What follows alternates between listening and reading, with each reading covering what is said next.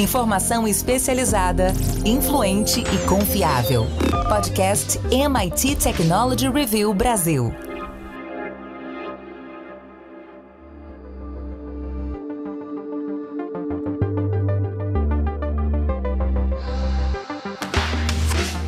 Olá, eu sou André Miceli e esse é mais um podcast da MIT Technology Review Brasil.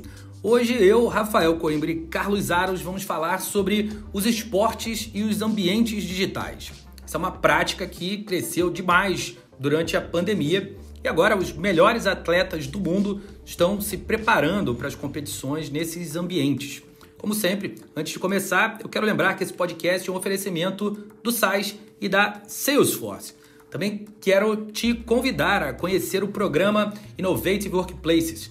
A gente vai certificar e premiar as empresas com a maior capacidade de inovação do Brasil. Para você saber como participar, vai lá em www.mittechreview.com.br/IW.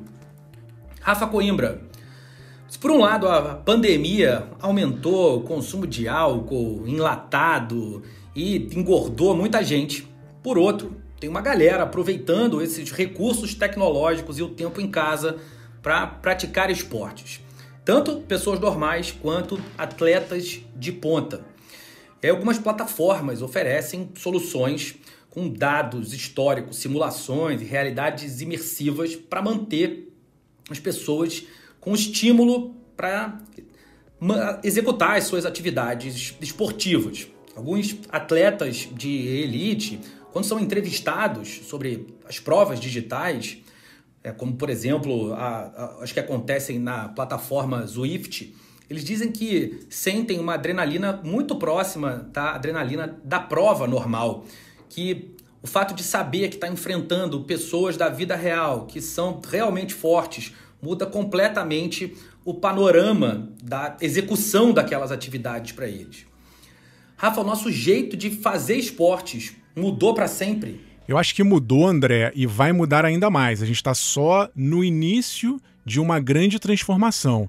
Para quem está em casa ou na rua nos ouvindo, entenda o que a gente está falando, muita gente começou a fazer atividade física, primeiro num grau, vamos dizer assim, muito simples, envolvendo uma videochamada. Então tem gente que, por exemplo, que ia para academia, no meio da pandemia a academia fechou, o professor e a professora começaram a dar aula de ginástica pelo Instagram. Então você está em casa, na tua sala ou num canto lá que você achou e está fazendo atividade física. É um pouco parecido com o analógico, só que a distância todo mundo digital.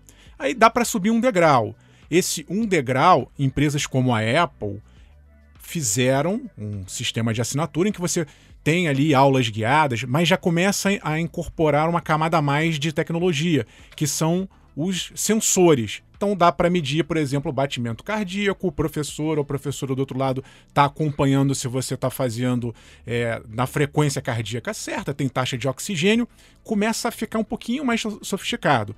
E aí tem uma outra empresa chamada Peloton, que fez muito sucesso, mas agora, depois eu comento, André, já não está tão famosa assim, justamente porque tem gente achando que a pandemia, as pessoas vão voltar ao mundo físico, mas a Peloton já agregou uma camada a mais. Você fazia aula com uma bicicleta ou uma esteira, e essa bicicleta também tinha ali a velocidade das pedaladas, já era uma coisa extremamente mais sofisticada em termos de dados. E aí a gente chega nesse nível hiper profissional que você está falando, que é o da Zwift, em que o atleta vira um avatar. Mas como é que o computador sabe que a pessoa está pedalando numa velocidade tal contra outra que está lá do outro lado do mundo, todo mundo pela internet? Porque tem ali uma base na bicicleta, o sistema, eu fui olhar lá os preços, vai desde $400, $500 a base mais simples de treino da bicicleta. Então você tira aquela roda traseira e coloca ali um aparelho conectado à internet que vai medir a rotação da bicicleta, até os equipamentos mais sofisticados que custam ali quase $4.000. E aí o teu bonequinho, né, você vira um avatar, como se fosse um joguinho. E cada pessoa conectada num lugar do mundo por meio de um equipamento desse, que tem um super sensor, acaba sendo transformado num objeto e tem a competição. É interessante porque tem a narração, você vai vendo lá as pessoas, cada um com a sua câmera ligada na sua casa e os bonequinhos correndo ali. É meio tosco, eu ainda acho que por isso que eu acho que ainda vai evoluir muito se a gente colocar realidade virtual ou realidade aumentada em cima disso, mas dá para sim ter essa sensação que você estava descrevendo aí, que os atletas comentam, de adrenalina, porque todo mundo está competindo com todo mundo e é físico. A representação é virtual, mas o esforço que a pessoa está fazendo ali é físico e, obviamente, isso dá uma adrenalina, é competição com o teu corpo sendo movimentado ali em tempo real. Aros, uma estratégia que esses aplicativos usam para manter as pessoas usando com o argumento de estimular o exercício físico é te avisar, por exemplo, se alguém performou melhor do que você num determinado trecho.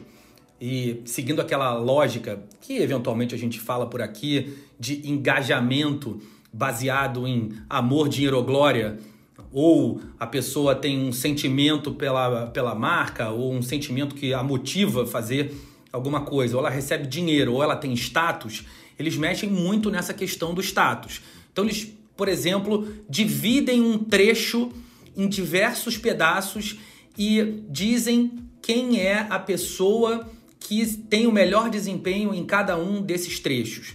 E aí, quando uma determinada pessoa é ultrapassada naquele trecho que ela até então era a que performava melhor, ela era avisada, os rankings de cada pedaço são divulgados. Enfim, tem uma série de estímulos à competição que são divulgados com o intuito de colocar a pessoa com vontade de se exercitar. Se por um lado isso, em tese, estimula as pessoas a de fato se exercitarem, por outro, desperta aquela questão de ansiedade, de competição, enfim, uma série de questões que também estão associadas ao uso dos dispositivos digitais. Minha pergunta para você, Carlos Aros, a gente vai sacrificar a saúde mental em nome da saúde física? Esse é um debate dos mais pertinentes, especialmente porque todo esse processo que gera interação social e que acaba sendo também resultado de uma espécie de gamificação, não é, dessa realidade, gera um sofrimento, vamos colocar dessa maneira, entre aqueles que não conseguem ser tão bons. A gente viu isso no Instagram, colocado em diversos estudos que foram feitos, essa percepção que se tem de, poxa, eu não sou tudo isso que todo mundo é, não é o que todo mundo parece ser, mas que todo mundo é quando está ali. Mas geram um efeito também positivo de que essas competições estimulam um lado das pessoas para que sejam melhores, para que consigam alcançar novos patamares. E por que não dizer, a essência do esporte. É você superar o seu próprio limite, encontrar o próximo passo, a próxima etapa que você vai dar. Hoje eu corri 3 km, de manhã eu vou correr 5, depois 10, 7, 10 e por aí vai. Então, isso é verdade, Carlos Aros? Olha, eu estou tentando chegar nos 3 passos, mas dizem que aqueles que fazem os 3 quilômetros querem ir até os 5 e por aí vai. Entendi. Mas eu tô nessa, eu tô nessa. Uma versão 2022, quem sabe, vai realizar esse feito. Mas voltando ao aspecto da competição, o atleta tem isso dentro de si. E talvez seja um caminho para fazer com que muitas pessoas, por diversas razões, que nunca se expuseram a esses esportes outdoor, vamos colocar dessa maneira, façam isso dentro de casa, dentro dessas plataformas, com uma interface física. A bicicleta é adaptada, ela tem sensores, ela tem ali uma série de modificações, mas com esse mesmo espírito de uma superação, de um desafio pessoal. A gente não pode negar que dos dois lados há prejuízos, mas talvez as vantagens se sobreponham, até porque o esporte, o exercício físico, faz também parte de uma parte importante do processo de cuidado da saúde mental.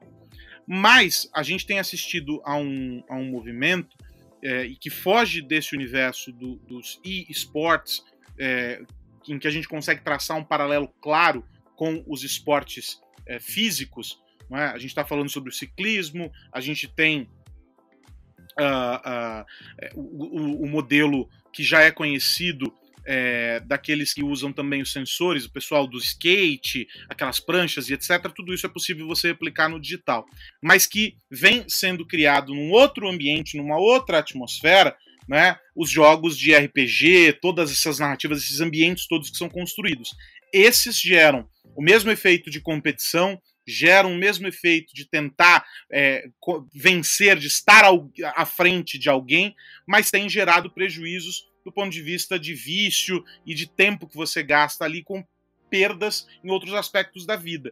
São ambos considerados esportes digitais, há um ecossistema dentro funcionando e que cresceu muito ao longo desses últimos 2 anos, cresceu muito mais do que talvez fosse crescer sem o impulso dessas mudanças todas que aconteceram, mas que para esse outro lado os prejuízos são muito mais evidentes. Do lado dos esportes, em que se tem um paralelo com os esportes físicos, talvez os benefícios sejam maiores. Aqueles que não sairiam de casa vão se divertir e vão conseguir praticar o esporte ali da mesma maneira que aqueles que estão fazendo na rua. Rafa, a gente está falando da Zwift, você trouxe outros exemplos, a gente tem a Nike, que também tem soluções dessa natureza e tem como objetivo coletar dados para, no final das contas, vender os seus produtos e conhecer melhor o seu público final. Tem muita gente grande competindo nesse segmento, que é um segmento que tradicionalmente sempre teve poucos players. O segmento esportivo foi dominado ali por 4, 5 marcas por muitos anos e tem barreiras de entrada muito grandes, porque demanda muita tecnologia de materiais, de produção, precisa de escala. Enfim, sempre foi muito difícil para empresas, por exemplo, brasileiras, entrarem no segmento. A gente tinha ali algumas empresas que competiam em segmentos específicos, futsal, por exemplo, no vôlei, alguns fornecedores também, mas nada de muito significativo. Você vê espaço para startups brasileiras criarem soluções que possam fazer parte desse cenário, ou já não dá mais e a gente vai ver nessa competição algo similar ao que aconteceu com os materiais esportivos?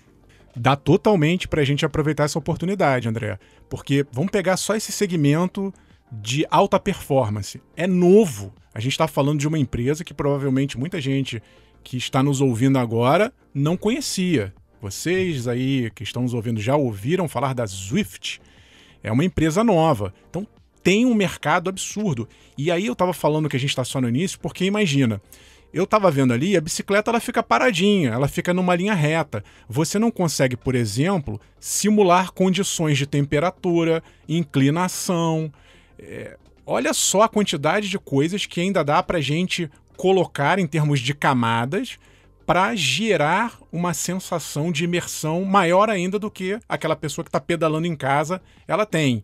E isso é interessante, porque eu vou chamar aqui, vou batizar de doping digital. Uma coisa é você estar competindo em casa no calor de 40 graus do Rio de Janeiro, provavelmente a sua performance vai ser pior do que se você ligar um ar-condicionado em casa. Vai ter que ter um sensor para colocar todo mundo na mesma condição. São jogos de inverno, a gente teria que ter, né, uma capacidade de simular aquele inverno no local, no ambiente de cada pessoa, com aquela mesma temperatura controlada. Se a inclinação for uma prova de montanha, de subida e descida, também vai ter que calcular a inclinação. Tudo isso precisa ainda ser construído. Isso eu estou falando da parte física, fora a da realidade virtual ou aumentada. Então, se a gente realmente quiser fazer com que aquela pessoa se sinta imersa num ambiente, numa prova de montanha, aquela montanha linda, vai ter que ter gente para construir graficamente aquilo. Vai exigir, obviamente, um superpoder de computação em nuvem, de edge computing, de 5G, seja lá o que for. Tem muita coisa, e a gente já está chegando no tal conceito metaverso, para evoluir. Então eu acho que dá... E fora, os avatares, como eu disse, são avatares muito simples ainda, muito rudimentares. Mas imagina que eu vou começar a colocar roupas em NFT, como já são vendidas por algumas marcas. Então você estava citando algumas marcas de esporte. Por que não essas marcas entrarem numa competição dessa de ciclismo mundial e o avatar tá com a roupa da marca A, B ou C porque o patrocinador está colocando ali? É uma infinidade de possibilidades que começam a se descortinar a partir de agora. Aros, para onde vai esse mercado? A gente está falando de especificamente soluções esportivas, mas essa semana a gente viu a aquisição da Activision Blizzard pela Microsoft, uma operação monstruosa que dá diversos indicativos da visão da Microsoft sobre o metaverso, sobre o mundo dos jogos, sobre a estratégia do modelo de assinatura. O que você consegue enxergar da junção do que a gente pode falar do mercado de saúde e bem-estar com o mercado de jogos e games, efetivamente? A sensação que dá, vendo os posicionamentos dos representantes das empresas, e claro, a Microsoft falou bastante essa semana, o CEO da Blizzard, por todas as razões, se recolheu, então a empresa falou por meio de notas e etc. E alguns analistas que acompanham esse mercado mais detidamente, é de que a gente vai ter uma reconfiguração das coisas de olho nos investimentos que estão, a partir dos investimentos que estão sendo feitos de olho numa transformação do mercado, ou seja, você tem mais telas, você tem mais possibilidades de hardware para poder criar mais experiências com qualidades extremas aí para as pessoas, para os jogadores, um investimento forte nessas comunidades. Mas no caso específico que a gente discute aqui, o que me parece é que vai haver uma distinção cada vez maior dentro do que a gente reconhece como e-sport entre esses dois nichos, não é? Esse que replica modalidades esportivas, que traz os princípios mais associados às competições esportivas, à essência do esporte. Aliás, esse foi um argumento usado há algum tempo atrás pelo presidente do Comitê Olímpico Internacional. Ele foi questionado sobre os esportes eletrônicos. Porque os jogos eletrônicos não entram nas Olimpíadas, tem um tamanho, uma magnitude tal que já poderia, etc, etc. E ele fala, não é sobre isso, mas sobre os valores olímpicos, sobre o espírito esportivo que não estaria presente nesses jogos, porque a indústria é movida por outros interesses. E aí talvez agora, diante dessa nova dinâmica em que a gente consegue criar uma experiência digital tão próxima daquilo que fisicamente se pratica dentro de algumas modalidades esportivas, vai ser possível criar essa aproximação. Por que não imaginar que talvez essa modalidade que a gente hoje discute e fala sobre os ciclistas que estão disputando, se preparando para disputar uma prova dentro de casa, sem sair da sala de casa, esses talvez façam parte de competições internacionais e entrem em um calendário mais próximo dos esportes tradicionais. Enquanto que nesse segundo nicho, aí, do qual faz parte a Microsoft, a Tencent, a própria Sony e por aí vai, a gente vai encontrar uma reorganização dessas forças. A Microsoft comprou um estúdio que detém outros 3 estúdios, não é? A Blizzard junto com a Activision formam um, havia um outro estúdio que estava embarcado junto, ou seja, tem aí um portfólio enorme que se soma ao portfólio da Xbox, que é uma plataforma gigantesca, e aí aqui é mais ou menos como entrar numa discussão sobre religião ou futebol e dizer que é melhor do que o da Sony ou dizer que é pior do que o da Sony, mas é uma plataforma muito boa, é um ecossistema que funciona muito bem e que gera boas experiências para aqueles que estão conectados a ele, que é o Game Pass, que está vinculado ao Xbox.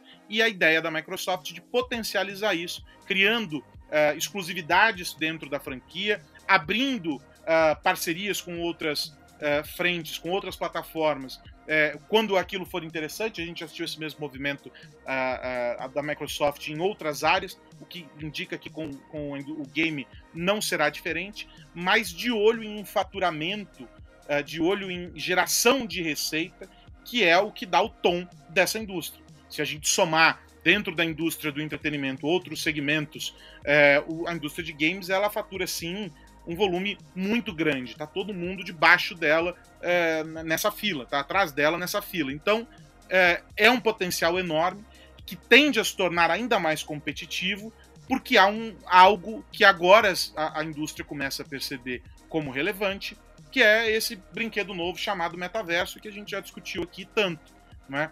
Talvez essa primeira camada, essa primeira fronteira que se descobriu por meio dos games, seja o ponto de ebulição para todo esse momento que a gente está vendo agora de grandes investimentos. Essas empresas, a Microsoft entre elas, tem uma capacidade de desenvolvimento de software absurda, tem várias tecnologias que dão sustentação para esse desenvolvimento, e também tem a possibilidade do desenvolvimento de hardware, ou seja, eles têm a faca e o queijo na mão. Mas eu vejo esses dois nichos muito bem definidos e bem separados, até porque os preconceitos, talvez nem tão injustificados assim, mas que existem sobre os jogos, são violentos, geram a dependência e por aí vai, eles não se aplicam necessariamente a essa indústria de esportes que tem um vínculo muito forte com a prática esportiva, né? E aí, ao fazer essa separação, você potencializa ambos. Eu acho que esse é o caminho que deverá ser seguido. Mercado de games que fechou 2021 com 180 bilhões de dólares de faturamento, com previsão de fechar 2024 com 220 bilhões.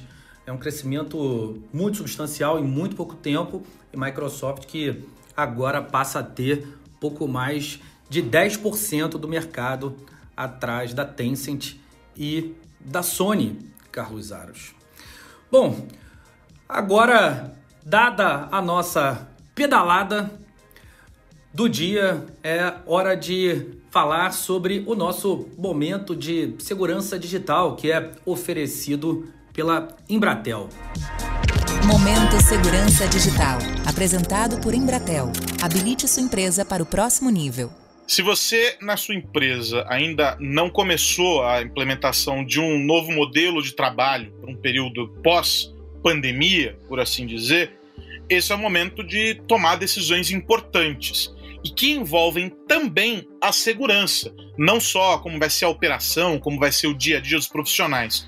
O modelo híbrido tem se colocado como uma alternativa bem viável, tem ganhado a preferência das organizações. E como em tudo nessa vida, ele traz preocupações que precisam ser observadas sob o ponto de vista da cibersegurança. E aí, no momento de segurança digital, o que a gente faz? Reflete sobre esse assunto para te ajudar a entender como caminhar com essa questão. Já estou nessa conexão aqui com o Rashid, da Embratel, e a minha pergunta para você hoje é a seguinte, Rashid. Como que as empresas estão, na tua avaliação, desenvolvendo esses modelos, esses novos modelos de trabalho? Elas estão pecando pelo excesso ou pela omissão no que diz respeito ao olhar sobre segurança para o escritório do futuro? Olá, Aros, mais uma vez é um prazer estar aqui com você. Olha, na verdade, de novo, né? Você vê empresas pecando por acesso, outras pela omissão, aí depende muito da característica da empresa. Hoje eu vejo mais empresas preocupadas com o tema, isso é bom, né? A gente cada vez mais vê que o tema segurança está atingindo empresas e pessoas que antes não atingiam, e isso é super importante. Mas respondendo essa pergunta em relação ao modelo híbrido, o que a gente vê são empresas cada vez mais preocupadas com esse tema. Elas entendem e entenderam, né, que ao fazer isso você está trazendo para a sua realidade pontos que antes você não tinha, né? A gente viveu 2 períodos muito claros aí, né? Antes da pandemia, onde era tudo centralizado, tá todo mundo no escritório, você tinha falsa impressão de segurança, porque você tinha ali mapeadas entradas, ou achava que tinha mapeadas entradas, saídas. Depois você foi para a pandemia, onde você teve que abrir literalmente tudo aquilo ali, estavam todos acessando de casa, das suas redes particulares, redes públicas, e aí você estava trazendo também uma coisa que não tinha sido visto antes, né? Você teve que fazer essa concessão. E agora você tem os dois mundos. Você tem o pessoal que já voltou para o escritório, junto com o pessoal que ainda está em casa. Isso, além de ser um desafio cultural, é um desafio tecnológico de segurança muito importante. A gente vem sendo procurado bastante aqui pelas empresas para apoiá-los nessa nova política, nesse novo trabalho que vem sendo feito aí por eles. Então, assim, é um tema que está bastante quente e que está trazendo muita discussão ainda no mercado, sim. Agora, do ponto de vista da TI, vamos olhar só para esse núcleo dentro da organização. Que tipo de mentalidade deve prevalecer nesse cenário de esquema híbrido de trabalho? Porque imagino que não dá para adotar práticas que eram viáveis só quando estava todo mundo em casa ou só quando estava todo mundo no escritório. Ou seja, é preciso desenvolver um novo mindset para a própria gestão do núcleo de tecnologia dentro da empresa. Quais são essas mudanças? Que mentalidade é essa? Verdade, Edson. Na verdade, você precisa desenvolver uma mentalidade de que você não vai conseguir, ou vai ter que estar o tempo todo olhando para esses dois mundos, né? A TI, ela tem que entender esse movimento, né? Ela não pode brecar o negócio, como não fez nos outros dois tempos que eu te comentei. Mas agora, mais do que nunca, ela tem que garantir, passar uma segurança maior para o negócio ali de que a empresa pode seguir nesse modelo sem grandes problemas, né? É claro que você tem alguns ajustes que precisam ser feitos aí, você tem algumas adaptações ao que você tinha visto fazer, né? Você vê muita gente ainda, quando volta para o escritório, perde algum tipo de acesso, por exemplo, que precisa ser dado novamente. Tem profissionais que deixam de conseguir fazer o trabalho da forma correta, estão num lugar ou no outro. Então, isso são ajustes que precisam ser feitos, e a TI precisa estar muito focada em prover essa acessibilidade para o negócio, para a empresa de maneira geral, cuidando desses aspectos, né? Bom, e aí o único caminho para que isso seja feito com segurança é o olhar e a observação contínua sobre cada etapa do processo. Segurança a gente já falou aqui e eu não me canso de repetir, é uma jornada que só tem começo, ela não vai ter fim nunca. Cada dia é um novo dia e um olhar diferente sobre os mesmos temas precisa ser aplicado. E aí, a melhor saída para isso, se você dentro de casa não tem a infra, não tem braço para dar conta disso, é procurar parceiros que viabilizem essa história com você. Não é nem para você, porque também não é um processo que o cara vai lá e larga tudo funcionando e vai embora. É em conjunto, a empresa, o parceiro, para que esse processo seja viável. É sobre isso que a gente discute aqui sempre com o Rashid nesse nosso papo, Momento Segurança Digital, aqui na MIT Technology Review Brasil. Rashid, um grande abraço para você, até a semana que vem. Obrigado, Aras. Um grande abraço para você também, até a semana que vem. A gente discute segurança, fala sobre o exercício diário, e a Embratel pode te ajudar nesse processo. Você quer habilitar a sua empresa para o próximo nível? Embratel.com.br.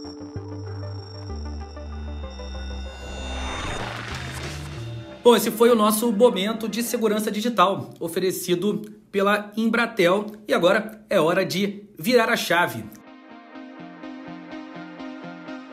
O que mais você precisa saber? Carlos Aros, qual a dica da semana? Eu fiquei bem interessado por esse anúncio da Amazon de que haverá uma loja física para que as pessoas possam comprar roupas. É uma experiência interessante porque a própria Amazon propõe que não será uma loja convencional. Aliás, a expectativa é que não seja, né? Mas chama atenção a Amazon dizer que vai criar um ambiente físico para que as pessoas possam fazer as compras. A experiência, segundo os executivos da Amazon que falaram a respeito disso nos últimos dias, as experiências serão personalizadas, vai haver uma customização desse atendimento, isso porque mesmo antes de entrar na loja, o consumidor já está rastreado ali porque passou pelo ecossistema da Amazon, então a Amazon já conhece e os algoritmos já estão trabalhando para criar essa customização. Então, o potencial é bem interessante nesse contexto. A ideia é que seja o autosserviço, tudo monitorado, o mesmo modelo que a Amazon já vem empregando por aí, mas numa indústria que ainda não conseguiu se encontrar, embora seja a categoria seja uma categoria que aparece sempre muito bem posicionada nas pesquisas de e-commerce, há muita reclamação e há muito receio. Poderia performar muito melhor do que performa e vem rompendo algumas barreiras, vem se desenvolvendo, mas ainda usa pouco das experiências que a gente conhece, tanto de realidade aumentada, quanto realidade virtual e outros recursos que poderiam ser aplicados, que é o segmento de roupas. Né? Comprar roupa pela internet é um desafio, especialmente porque você tem diferenças entre as confecções, os tamanhos, se você compra no Brasil, se você compra fora, e etc. É sempre um desafio. E aí a Amazon propõe o seguinte: você vai lá, escolhe no catálogo virtual aquilo, o seu celular, por meio do aplicativo da Amazon, libera o acesso ao provador, e aí você tem acesso à peça de roupa que pretende comprar, e aí faz a prova, etc., e torna esse processo mais seguro para a pessoa fazer a compra tendo a certeza que está levando algo que efetivamente vai servir, vai ficar bom, e etc. E com um detalhe de que a orientação, as sugestões de peças do catálogo, tudo isso vai ser feito por algoritmos. Ou seja, a Amazon vai usar a inteligência que ela tem sobre o consumidor para tornar essa experiência customizada. É um caminho interessante. Outras redes já propõem um processo similar, em que a loja é única e exclusivamente para que se possa provar, e a compra é toda feita online, inclusive ali com tablets e computadores dentro da loja, para que as compras possam ser feitas, o que mostra que a indústria da moda, esse segmento especificamente, tanto roupas como sapatos, vem tentando se situar nesse cenário e fazendo experimentações, o que é absolutamente natural. Acredito que daqui para frente, a própria chegada da Amazon, sem dúvida nenhuma, vai pressionar a concorrência, como já aconteceu em outros cenários, mas vai ajudar também a gente a entender o que mais pode ser feito. É curioso, sempre curioso ouvir o que eles têm a dizer e as propostas que eles têm para as aplicações das tecnologias em diferentes frentes, né? Rafa Coimbra, vamos ficar de olho no quê? Tô de olho, André, numa vaga de emprego. Não é pra mim, não. Eu não tenho capacidade, habilidade pra isso, não é? Mas eu tô de olho em quem vai preencher essa vaga. A vaga é de diretor de ensaios clínicos na Neuralink. Neuralink, para quem não lembra, é uma das empresas do Elon Musk, que, para quem não lembra, foi a personalidade do ano escolhida pela revista Time em 2021. E o Elon Musk, ele tem esse projeto, a gente já acompanha desde 2016, uma empresa que promete revolucionar no campo da medicina, da neurociência, porque ele quer implantar chips cerebrais em pessoas. Como é que ele começou a fazer isso? Já fez alguns experimentos e demonstrações com porcos, fez lá o porquinho se comunicar com o computador Wi-Fi, e já fez também com macacos. Fez o macaco conseguir jogar um jogo à distância, tudo pela mente, com um chip dentro do crânio. Agora, essa vaga, ele não falou, ele está prometendo que vai fazer com humanos já há algum tempo. E a gente sabe que o Elon Musk ele é controverso. Tem coisas que ele realmente consegue fazer, às vezes demora muito, como no campo do carro elétrico e das viagens espaciais, mas nessa eu acho que talvez seja o maior de todos os desafios dele, que obviamente é tentar entender a mente e fazer a gente se comunicar por meio de um chip. Fato é que quando ele contrata um diretor de ensaios clínicos, eu fui lá na vaga ver, ela é meio vaga, você dá uma olhada assim, você acha, não dá realmente para cravar, mas tudo indica pela descrição, e é o comentário geral, assim que saiu essa notícia, de que agora vai começar para valer o teste em humanos.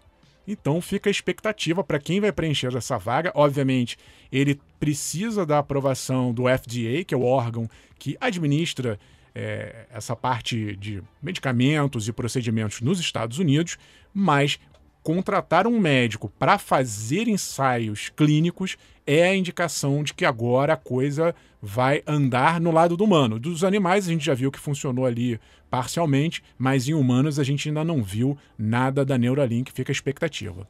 Meus amigos, antes de ir, eu quero lembrar que esse podcast é um oferecimento do SAIS e da Salesforce. Carlos Aros, até semana que vem. Um grande abraço para você, André Miceli. Rafa, um grande abraço.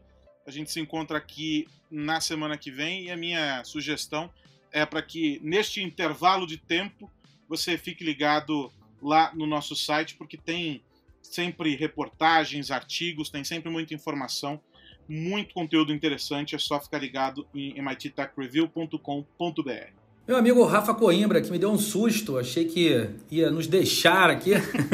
Grande abraço. De forma alguma. Até semana que vem. Abraço, André Aros e a todo mundo que nos ouve. Se você nos escuta pelo Spotify, não se esqueça de se inscrever para você toda semana receber a notificação do novo podcast. Deixe ali a sua curtida, a sua avaliação. Agora já dá para avaliar os podcasts no Spotify. E também se inscreva no nosso canal no YouTube para receber nosso conteúdo em áudio e vídeo. Toda semana tem vídeos novos lá. Um abraço.